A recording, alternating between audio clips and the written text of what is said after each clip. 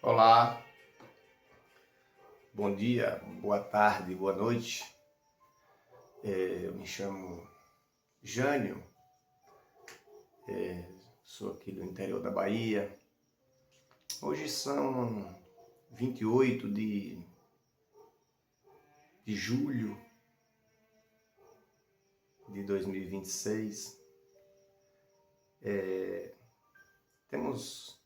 Participamos de um pequeno clube de leitura, onde fazemos mensalmente algumas leituras de alguns livros, né? E este final de semana nós fizemos um encontro e falamos de um livro que está sendo muito comentado nas redes sociais e etc, né? Depois que eu terminei de ler o livro, eu fui dar uma olhada no que estava sendo falado a respeito deste livro, e vi muitos comentários bons da leitura, muitas reflexões interessantes a respeito da leitura. Eu queria só fazer um pouco, demonstrar um pouco, falar um pouco da minha leitura, da leitura de um livro que, como eu já disse, ele agora está sendo muito comentado, né? Que é um livro da Socorro Acioli, chamado de A Cabeça do Santo. Um livro, muitos falam da facilidade de se ler, da tranquilidade, né? Às vezes algumas cenas, algumas partes engraçadas até. Mas na minha leitura eu fiz uma primeira leitura, depois eu fiz uma segunda leitura.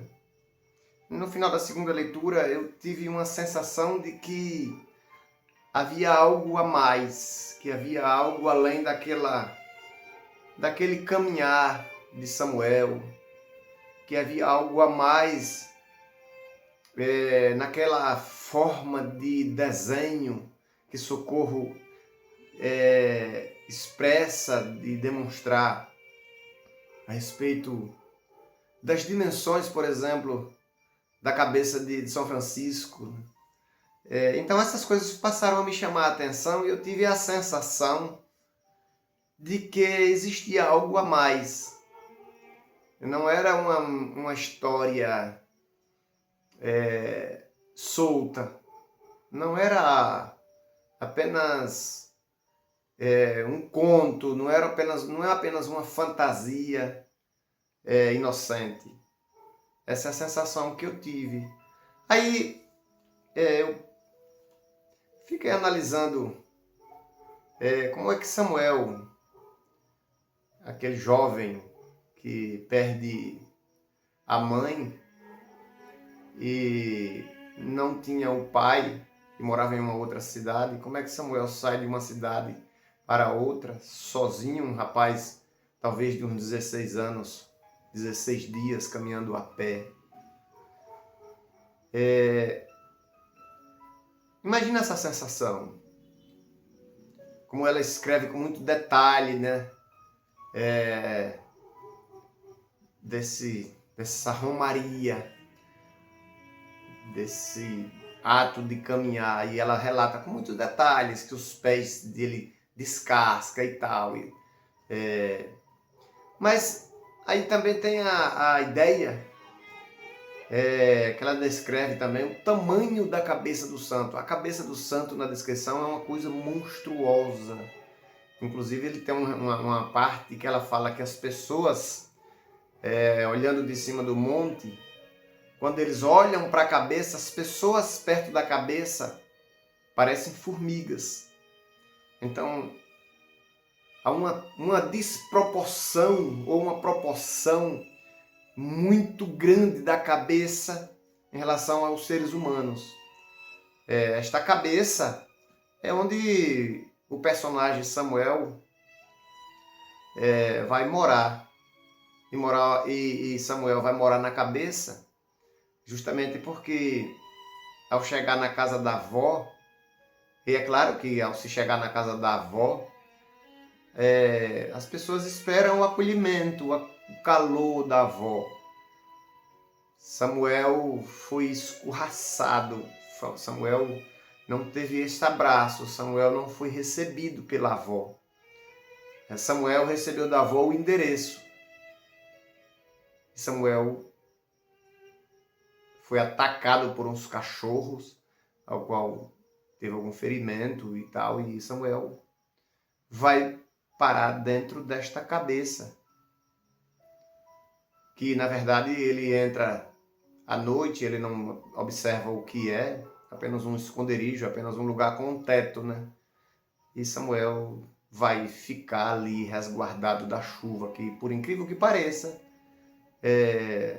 por um desejo de um outro personagem do livro, as nuvens estavam chorando.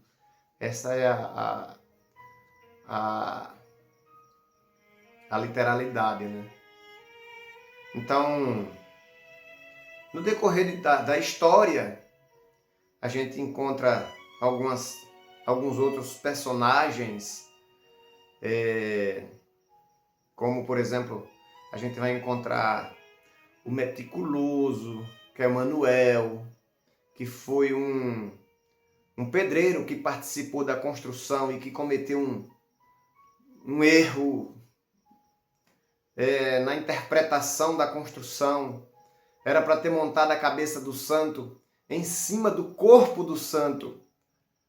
Infelizmente ou felizmente, Manuel, o meticuloso, ele montou a cabeça no chão.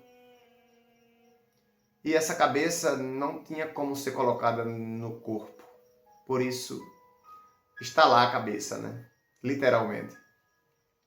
Mas, no passar de todo o desenrolar da história do livro, tem toda essa parte, tem a parte do casamento, tem a parte onde Samuel escuta as vozes, e nessas vozes que ele escuta,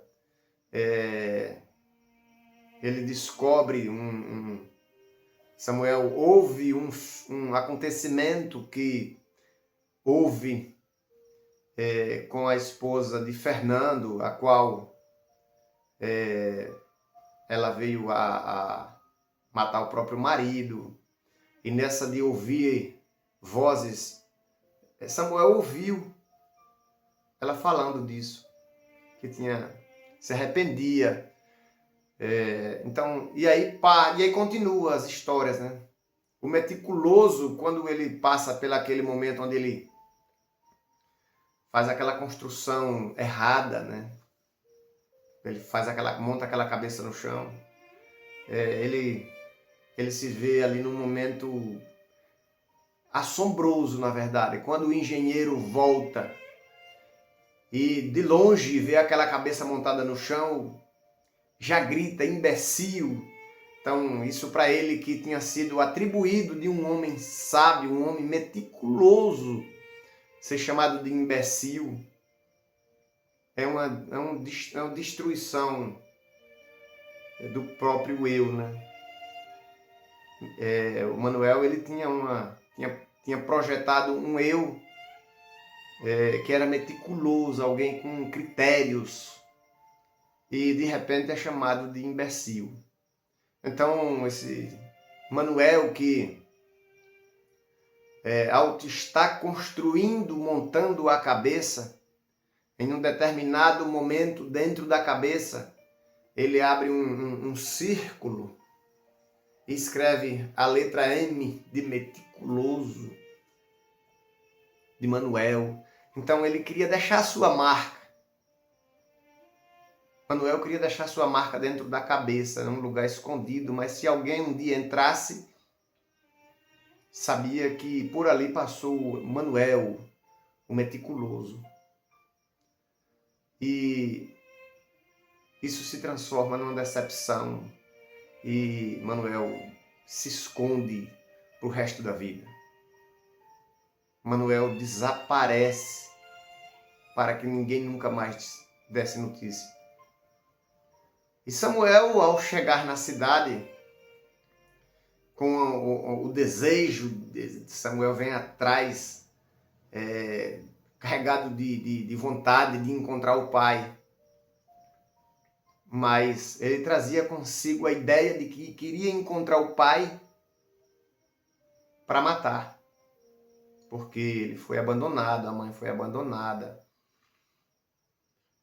A mãe dele dizia que ela tinha uma doença que tinha pegado do pai, uma coisa de falta de informação. Então Samuel foi criado com este estigma, né, de que o pai era este demônio, né?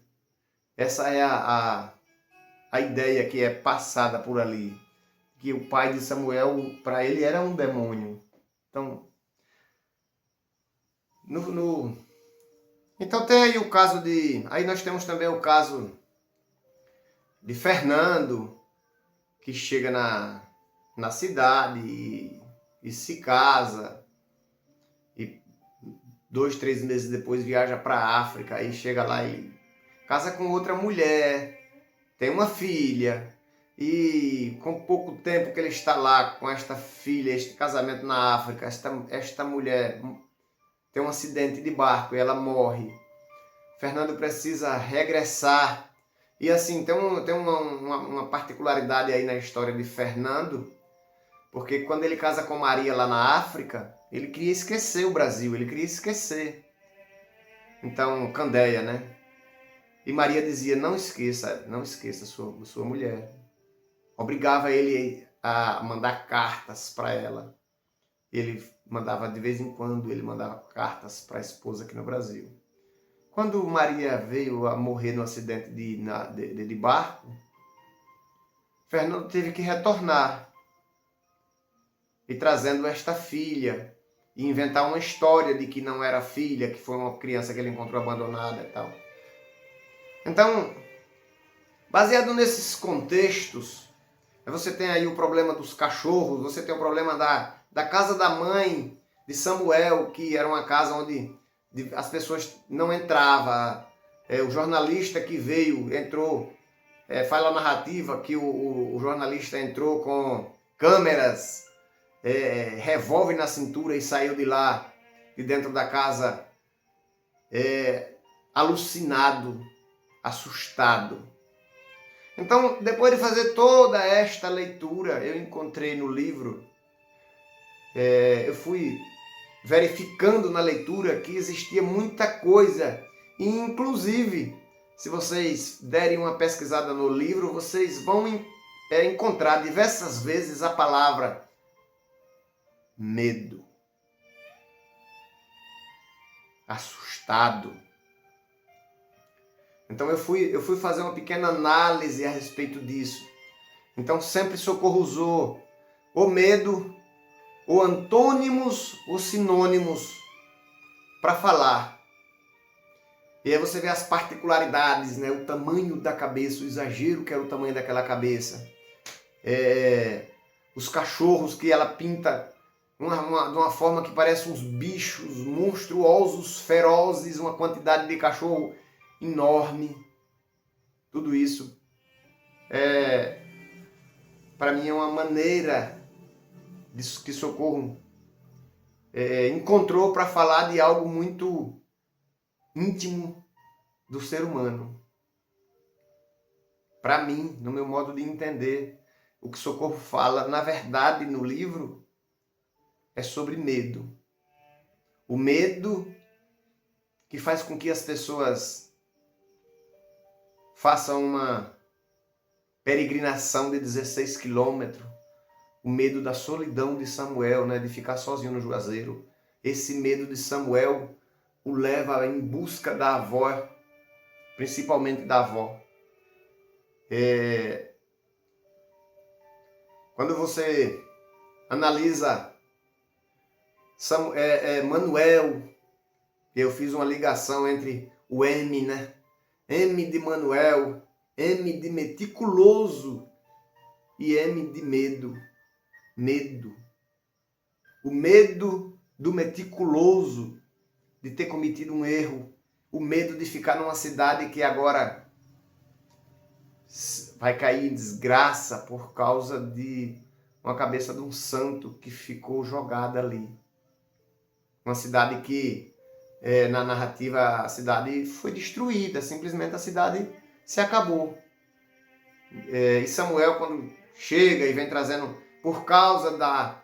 Aí a gente vai analisar a questão dos dogmas, da religiosidade, do próprio São Francisco, aquela questão toda de as pessoas que têm fé, que acreditam nesses folclores, vamos dizer assim. Então, a partir do medo, o medo da solidão é quem fazia as mulheres orarem em busca de casamento, né? O medo da solidão fazia com que as mulheres pegassem imagens e escondessem embaixo da cama, coisa parecida assim. O movimento, então, para mim, a mensagem que Socorro traz em A Cabeça do Santo é uma forma muito bonita, uma forma dissimulada de falar de um dos sentimentos que fez com que a humanidade evoluísse, que fez com que a humanidade, o ser humano, saísse das cavernas. O medo.